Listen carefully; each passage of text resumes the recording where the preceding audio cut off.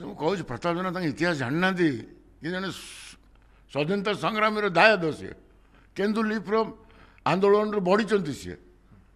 ତାଙ୍କଠୁ ଅନେକ ସିନିୟର ମୁଁ ସେ କହିକି ଭୁଲ କରିଛନ୍ତି ବୋଲି ସେ ଅନୁତାପ ମଧ୍ୟ କରିସାରିଲେଣି ମୁଁ ଜାଣିବାରେ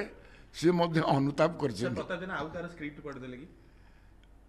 ଦେଖନ୍ତୁ କିଏ କାହାର ପଢ଼ିଲା ମୁଁ ସେ କଥା କହିପାରିବି ସେମାନେ ମୋର କୋଲିଗ ନାଇଁ ଏଇଟା ଭୁଲ କଥା କହୁଛି ଅସୁବିଧାରେ କେହି ନାହାନ୍ତି ରଣେନ୍ଦ୍ର ପ୍ରତାପ ସେ ଅସୁବିଧାରେ ଥିଲେ କେବେ ଥିଲେ ସେ ଏବେ ବି ବିଧାୟକ ହେଇଛନ୍ତି ପ୍ରଫୁଲ୍ଲ ମଲ୍ଲିକ କ'ଣ ଗୋଟେ ସଂଗ୍ରାମୀ ସ୍ୱାଧୀନତା ସଂଗ୍ରାମୀର ଦାୟାଦ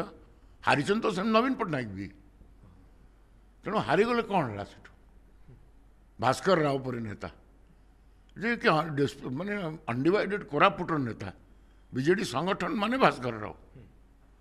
ଶ୍ରୀମୟୀ ମିଶ୍ରକୁ ଯେଉଁ ପ୍ରକାରର ନିର୍ଯାତନା ଦେଲେ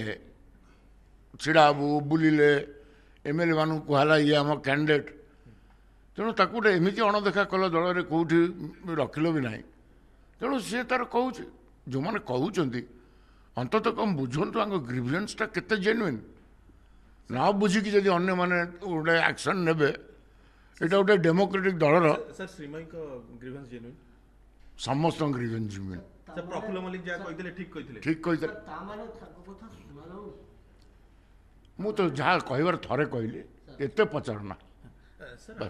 ଗୋଟିଏ କଥା ଯେ ପ୍ରତାପ ଜେନା ସିଏ କହିଲେ ଯେ ପ୍ରଫୁଲ୍ଲ ମଲ୍ଲିକ ଜଣେ ସୁବିଧାବାଦୀ ନେତା ଆପଣ କେମିତି କହୁଛନ୍ତି ଯେ ମୁଁ କହୁଛି ପ୍ରତାପ ଜେନା ତାଙ୍କ ଇତିହାସ ଜାଣିନାହାନ୍ତି କି ଜଣେ ସ୍ୱାଧୀନତା ସଂଗ୍ରାମୀର ଦାୟାଦ ସିଏ କେନ୍ଦୁ ଲିପ୍ର ଆନ୍ଦୋଳନରୁ ବଢ଼ିଛନ୍ତି ସିଏ ତାଙ୍କଠୁ ଅନେକ ସିନିୟର ମୁଁ ସେ କହିକି ଭୁଲ କରିଛନ୍ତି ବୋଲି ସେ ଅନୁତାପ ମଧ୍ୟ କରିସାରିଲେଣି ମୁଁ ଜାଣିବାରେ ସିଏ ମଧ୍ୟ ଅନୁତାପ କରିଛନ୍ତି। ଦେଖନ୍ତୁ କିଏ କାହାର ପଢ଼ିଲା ମୁଁ ସେ କଥା କହିପାରିବି ସେମାନେ ମୋର କୋଲିଗ